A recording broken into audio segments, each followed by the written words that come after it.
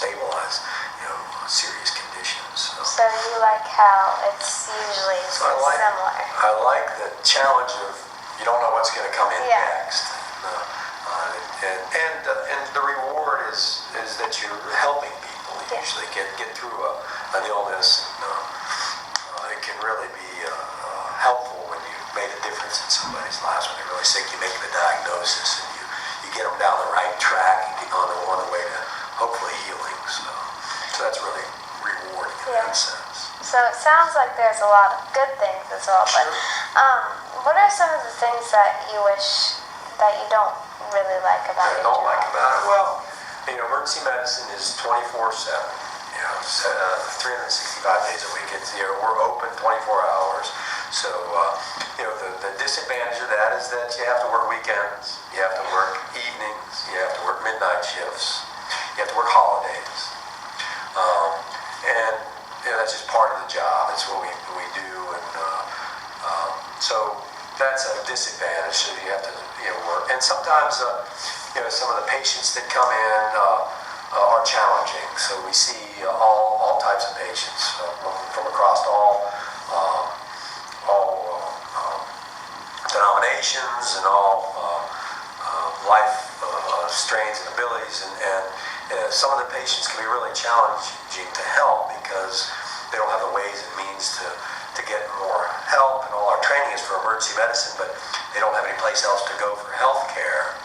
So they come to the emergency department with chronic problems like high blood pressure and diabetes that are really challenging for me as an emergency doctor to take care of, because I can give them the prescription for medicine, but I'm not in a situation to follow them or care or to help them with preventative medicine so they don't get sick and need an emergency physician. So we see a lot of patients that come in that don't have any place else to go, and it's challenging and for me to take care of them because I don't have the ways and means to take care of them in our system in the emergency department. But we try our best and get them to people that can help them on a long-term basis. But that can be challenging, and it's frustrating for me because I can't help them. Yeah. So that's one thing I don't like about the job. But we're seeing more and more of that lately, unfortunately. Have you seen a relationship between the amount of stress and the increase in your salary over the years? So, as your salary increases, do you have more work? Or? Well, I think as the stress or demands of the job and healthcare trends, lately healthcare trends we're tasked to do a lot more. I mean, with healthcare changes and some of the tasks with computer-based charting, we have to do a lot more on the computer, entering data into the computer about our patients, and that is more demanding. We're being mandated for more quality of care that we've always done, but now we really need to document it better to patients and family and the public, and all the entities that we're responsible to, and the way that we get paid. I guess we need to be more responsible to show that we're doing quality of care, and in that our demands are higher, that we're doing more work.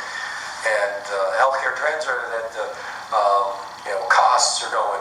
We're trying to fix the costs of medicine. So in that process, everybody's salary is going down. So we're actually doing more for a lower salary in medicine. But I think it's an obligation for everybody in society to take to be responsible for trying to make the changes happen in medicine. And part of that is changing your fees, I guess, and taking a lower hit in your salary, which we've done through the years. Physicians have been well paid. I think the trends are that they're going down, or they're not going up. So, and we're tending to do more with the computer-based stuff, which is it's good and bad. But I think new physicians coming in are not going to really recognize that. They're going to know that the salary. It's still going to be a good salary for new physicians, but they may not be where they've been in the past. Yeah. So you do agree that the amount of demand is increasing as you're... Well, what happens is more demands are coming to us. We're not getting the more reimbursement as some career paths would.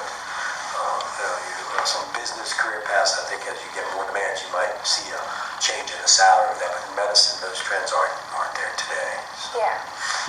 Okay, so I know you might have already mentioned this, but how many hours do you usually work in a week? Well, emergency medicine is a little different, meaning that we when we're at work, we're working hard, we're working nonstop. So we tend not to work as many hours as some other careers in emergency medicine, because that could lead to, when you're there, you're working hard the whole shift. Because there's always patients to be seen. There's no real time to take a break in the action. Because patients are always coming in, you're always having to see them, you're always having to manage them. So we tend to work fewer shifts in a time period. But I currently, as one of the senior docs with my group, I work about 12 shifts a month. And our shifts are about 8 or 9 hours a shift. So it turns out to be about 130 hours or so a month that I work, which would be about 30 or so hours a week, so on average. Are a lot of those night shifts, or do you see? We sort of mix them up. The way our group works is we have some doctors that just do midnight shifts, and that's what they do all the time, and they like that. And they make a little extra money because of that. So we work fewer shifts, but I work a mix of day shifts, middle shifts, which is like 3 to midnight shifts, and then a couple night shifts a month, so it's not too bad. So you do move around a little bit. That also gives me time during the day to be with my family. Yeah. And to go to school activities and things like that. So let's take a break. Do you have to travel in this job? I don't travel in my job. The only time I do travel, I should say, not work related, but it's usually for what we call continuing medical education. So, and I tend to like to travel for that. And we're required to, as part of being a physician, you're required to have annual education. So many hours, about 50 hours a year to maintain your license in North Carolina, and your what we call board certification. You need so many hours of continuing education in your field. Yeah. So I tend to, if I travel, I'm going to travel to different conferences, usually nice places, and you go and spend a week listening to speakers lecture on different topics in emergency medicine. So that's the only travel I really do for my job. So. Are they like out of the country places, or?